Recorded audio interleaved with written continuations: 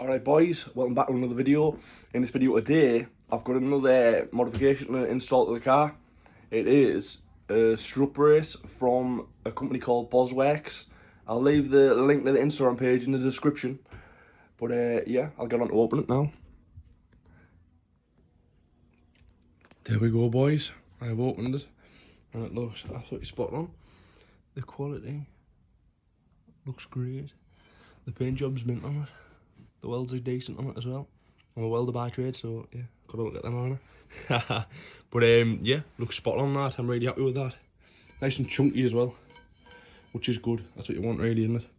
But yeah, I'll get back to you once I'm installing the boys. Right boys, so you join me at the car. I'm just about to install it. So I've already took that side off. But I'll show you what you need to do. You just need to get a flathead screwdriver.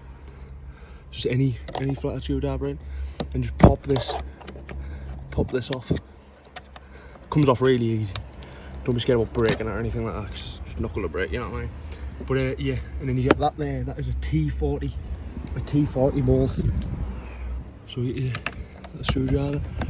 You want to just loosen that and get back to you once I've loosened it. There you go, boys. That is that side off and that side off with a quick wipe so it doesn't look scruffy. But yeah, there.